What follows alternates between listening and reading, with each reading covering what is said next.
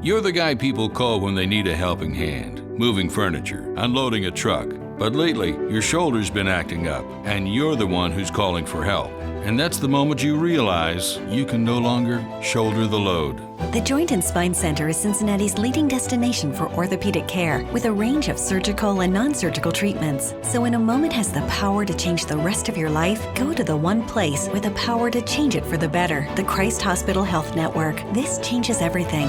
The Pound This Podcast is brought to you by the Christ Hospital Health Network. This is the Pound This Podcast, episode 563, Solutions for Arthritis and Knee Pain with Dr. Allison Rao. I want to lose weight, but I don't know how to get started. What should I meal prep every week? How do I get those sweet booty gains? Inspiration for your healthy lifestyle. The Pound This Podcast with Amanda Valentine.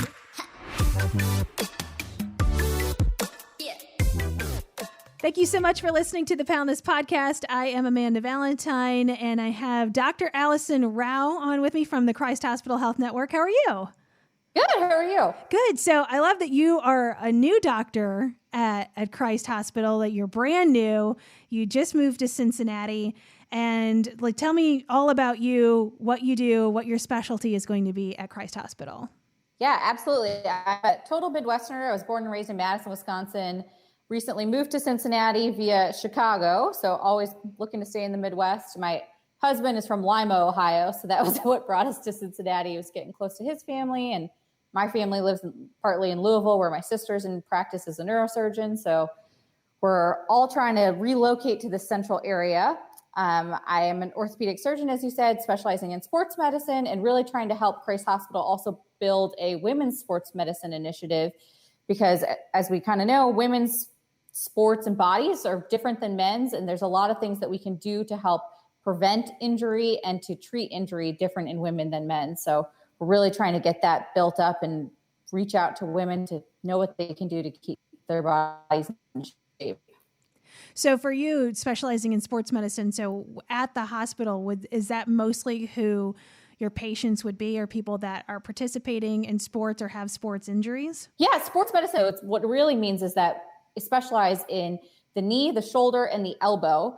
And it's kind of everything in between. So it's people who are athletes, but it's also people who just like to work out on the weekends. It's people who have knee pain. It's people who are doing everything up until the point that they are starting to develop bad arthritis and would need something like a joint replacement for their knee. Although I would actually do shoulder replacements if that's the point that people got to too. So it's a lot of things that you'll hear about in sports medicine, especially in athletes, is things like your ACL being torn, or your meniscus or your cartilage getting torn, or people have rotator cuff tear issues, or if your shoulder pops out of its socket a lot. Those are all the things that we would see most commonly.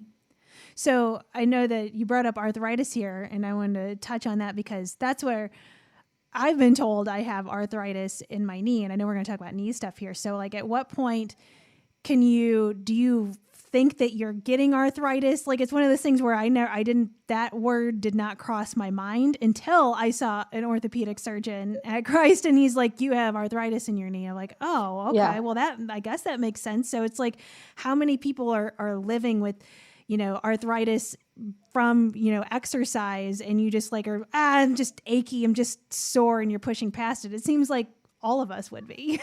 Yeah, arthritis is really something that happens to everyone. No matter what, with age, you're going to get wear and tear on all of your joints. And that's basically what arthritis is. It's just that it's wear and tear to the point where there's not really cushion anymore. And so your bones start rubbing on the bones. So exactly as you said, it happens to everyone. At what point in your life it starts happening, we can't really guess. And how much it affects your life, we also can't really guess. So it's not something that you should say as I have arthritis, I'm going to let it hold me back. It's something that we have to work with you and try to figure out the best way to keep people doing what they love and kind of get through the pain as long as possible. So is there any way to try to prevent that at all? If you know that you have a pretty solid exercise routine and knowing that that's kind of inevitable, is there a way to kind of push it off as long as possible? So much of arthritis, it is sort of out of our control. So there's your genetics, there's just sort of your makeup and build, but things that you can do are definitely trying to have kind of a well-rounded, well-balanced approach to exercise and keeping healthy. So that would be really trying to incorporate stretching, cardio, and strength training into your everyday life. I think for a lot of us, it's very easy to get into, especially a cardio routine where you're like, I love running, I love walking. And you just do that all day, every day, thinking like, okay, great, I'm exercising. That's the best thing for my future. But it's really trying to incorporate that balance that will give you the best results, both in terms of your exercise and fitness, but also doing the best for your joints in the long run. So when somebody does have arthritis, like I do, at least I know specifically in my knee, like what kind of things do you do to help treat people? So arthritis, when you start developing it, there's some things that you can do that are on the conservative end, which is definitely where everyone should start. That would be, you could definitely keep maintaining a healthy lifestyle, keep active. It might mean changing up what you do. So if you were someone who said, I go out and I run every single day, we might recommend trying to add in biking or swimming into your cardio routine so that you're doing something different for your joints. The other thing to do would be to start doing strength training. So in almost everyone, we have really weak quad muscles. So that's the muscle in the front of your thigh. And that can put a lot of added stress on the knee.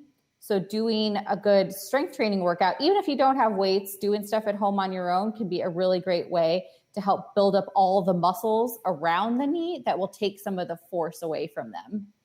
So as far as like, what do you think about like painkillers? I'm not trying to think like, I'm just thinking like over the counter of like, I know that there's like specific like Advil for arthritis. Like, is there anything, was that something you'd recommend, or is that something where you can go get into a danger zone where it's like, it becomes a crutch? Yeah. So it depends on kind of how long you've had symptoms. Anti-inflammatory medications, which is what Advil and Aleve are definitely a part of that regimen that we would start with. But before starting anything, I would suggest talking with your doctor to make sure it doesn't interact with anything you're already taking and that it's safe for you to take it.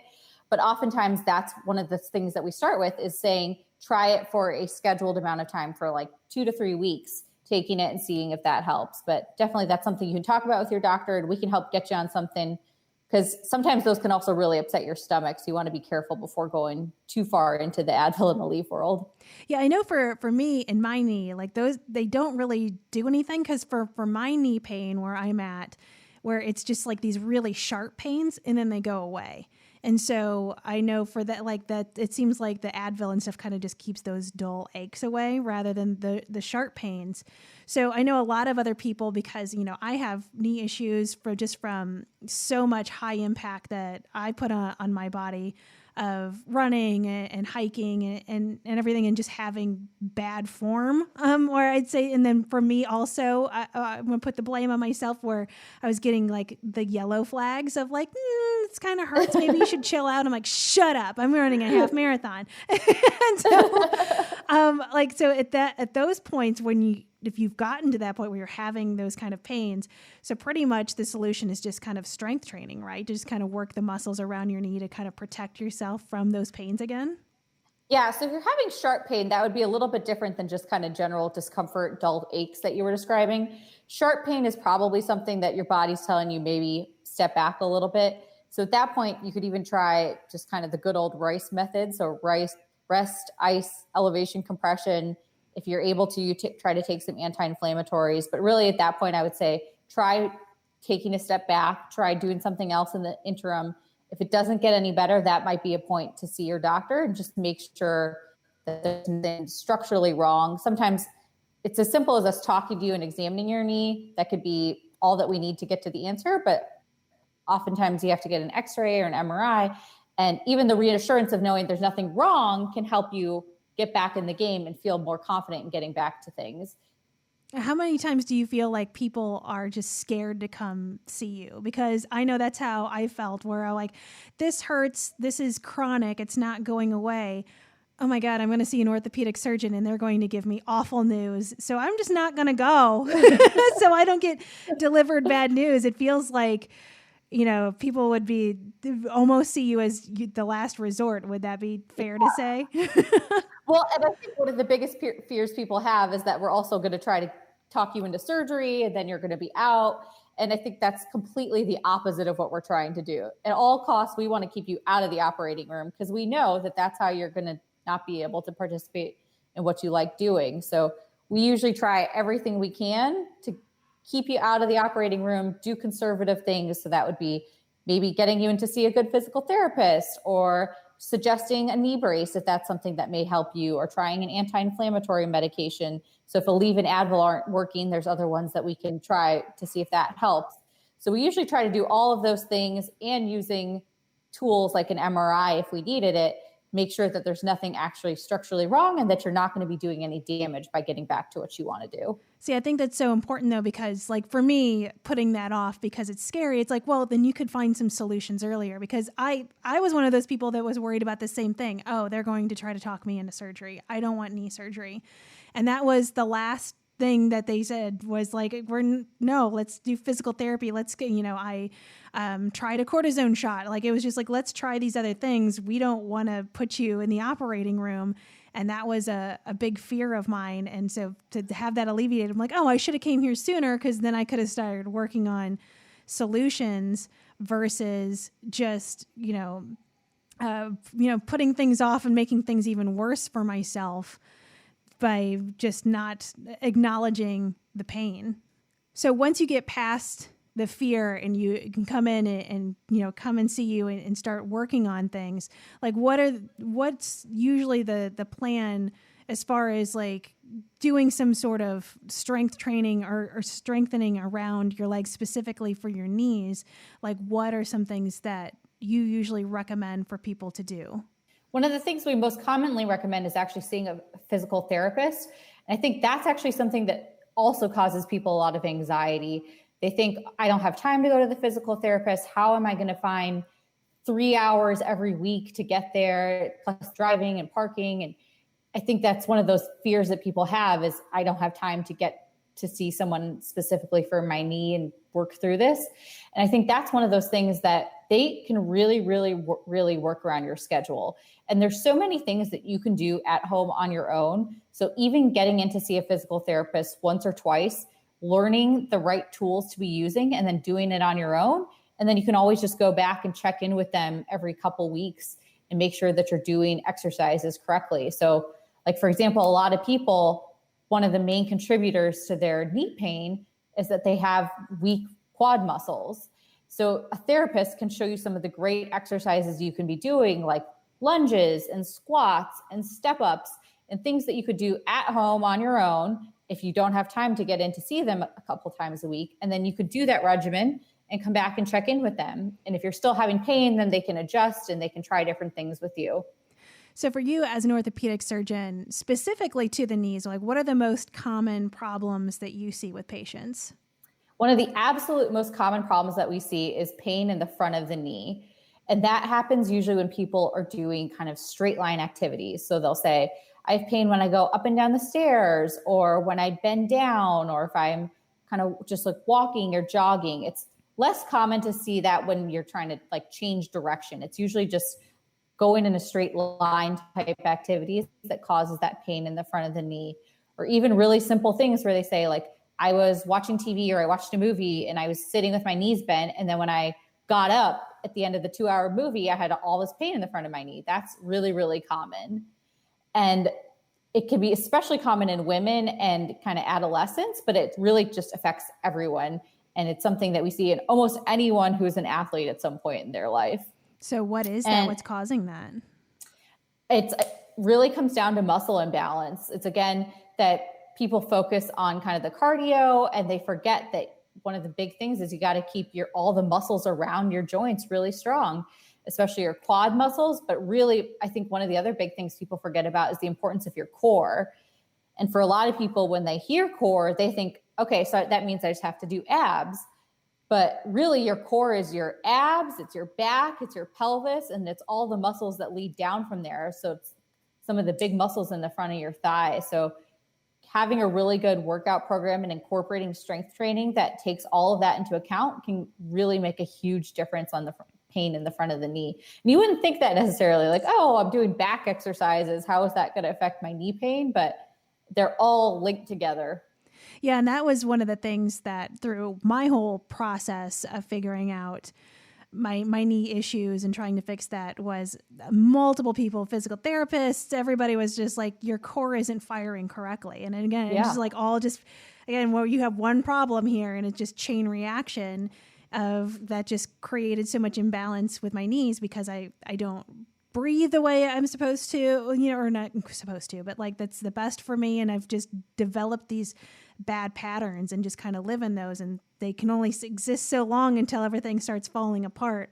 So that was eye-opening for me. And also I saw a surgeon that I just did an interview with at Christ Hospital, and he's like, yeah, you have a flat spine in the back because your hamstrings are so tight. And I'm like, I would not have thought that some lower back pain was coming from my hamstrings, just yanking my back. And he's like, yeah, you should work on your hamstrings to help, get your spine in a better position. It's just those things, like, it's like, why aren't we taught this? Like, why isn't this common knowledge? Like, it just makes so much more sense when, you talk about those things of like, oh, it does make sense that if I work on my core, it'll help my knees. But instead, we just keep trying to like put ice on it and take Advil instead of changing up the exercises we should be doing.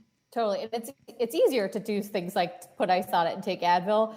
And it's easy to focus and think that knee pain is just isolated to something in your knee, but it really has to do with your entire lower body and core. So working on all of those things can make a huge difference. And just like you, I've been a runner my whole life, and I had a lot of knee pain. And someone told me, they were like, yeah, you should work on your back and your core and you'll see a huge improvement. And they were totally right. I worked on that for a year. I did tons of exercises in the gym trying to work on my back, and it completely got rid of my knee pain too, without having to do anything. That's awesome. And I think the important thing there too is that you said it took you a year of like, oh, you're not going to do these exercises for 2 weeks and all of a sudden the knee pain's gone. It's like we all want stuff so immediately, myself included, of knowing it's going to take a hot minute before this stuff really starts working. And I imagine that working in sports medicine too, I'm sure you see a lot of athletes that are just like, I want to get right back in the game now. I don't want to take the time to heal and work on this correctly. And I do have a lot of issues trying to get people through that process. Totally. It's one of those hard things that we always tell you, you have to start with anything for 6 to 8 weeks, and people put in their heads and they think, okay, well, 6 weeks is a long time, but if I do this for 6 weeks, then I'll be completely back to normal. And it's really that we tell you 6 to 8 weeks because we're hoping that you at least start making progress in the right direction, and that you start seeing that, yeah, this will help me and something's improving. And if you're not, then it gives us plenty of time to kind of change direction. But really anything takes up to a year to really see the big, long-lasting improvements. And it's a hard thing to wrap your head around, but it's important to remember that it's not that you have to be out of the game and you have to be totally inactive for that year.